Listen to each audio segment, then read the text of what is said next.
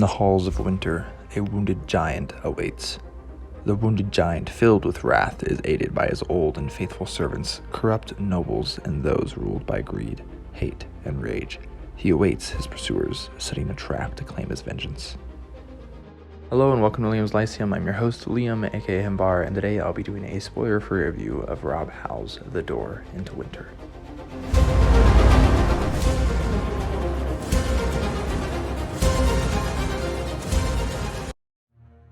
The Door into Winter is a 2022 novel by Rob Howell. It is the first in a series, which is kind of interesting, actually. I'll talk about this in a second, how it works in the series. But it was also, I believe, the fourth Eldros Legacy novel released.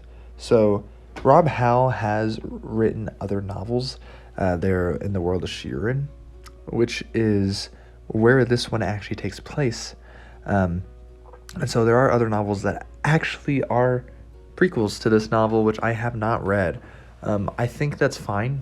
I have one of those prequels. I have yet to read all of them because there's a couple of them or a few of them or several of them, however you want to look at it. But I think this one works fine.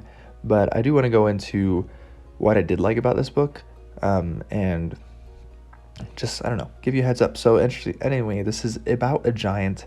Hal did create kind of the idea of Eldros Legacy, I believe. And it's cool because you have things like the giants being these elder race of sorts, kind of like the Eld into work or something like that, which, you know, I wouldn't be surprised if that's where you get the idea, and that's cool.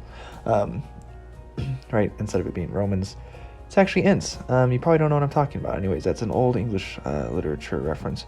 So the prologue itself is about two characters discussing things going on in Overworld, but this isn't Kugel. It is, well, they're Delvers, actually. They're kind of dwarf-like. Rather, they are dwarves, if you want to put it that way. And it seems they are discussing a giant going into Svelheim, which is where this story takes place, actually. It is a country on Sheeran. So then we have our characters of Osart Sango Belot. He is returning to land from a voyage to, on the ship Fear Draco, which is cool because it means fire dragon. Anyways, but they are going to Skjerdalen. Osart Sango is a mage, a Zaldan of Euskalaria, which is a different country on Sheeran. There is also Irina Ivanova. I think I said that right. Anyways, once the great mother of Pereslavel, another country, and then Valentin Karlovich is Irina's protector. Oh, we also have Geir Stronghair, who is the Jarl of Skjerdalen. So, this is the party, basically. It's kind of a D&D party thing going on. We switch point of view between these characters very, very often. We get very small chapters in this book. So, Geir is told by a steward very early on, or Oki, that Erlon and his minions in Kolgrafr have been raiding his lands through Kolgrafr, though Kolgrafr has traditionally been Geir's family's lands. A mysterious runestone says otherwise, though of course it's kind of suspicious since it seems to be a forgery, but when it was tested it didn't come up as a forgery. So I do appreciate that we do get some chapters from the villains here, and this is actually the longest, I believe, of the Eldros Legacy books out.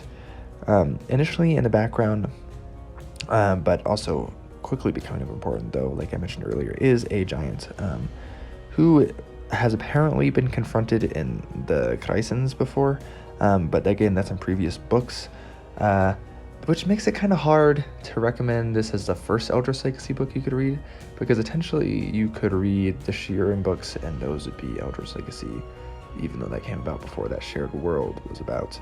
I think it was fine. I really think the story is its own, but it did seem like you would get tossed into deep water here and you just need to go for it. So, and with Howell's interesting style, I'm not sure it would please everyone, to be honest. I think it works okay, but just as a fair warning, rather.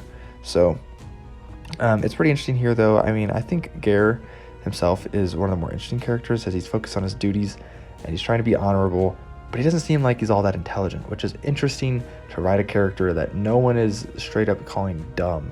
I think Howell does a really good job, actually, of writing Geir's character, who seems to not be very intelligent, but you kind of have to pick up on that, especially when all people are, like, getting on him. he's kind of foolhardy in a way. He doesn't, I don't know, it doesn't quite describe him.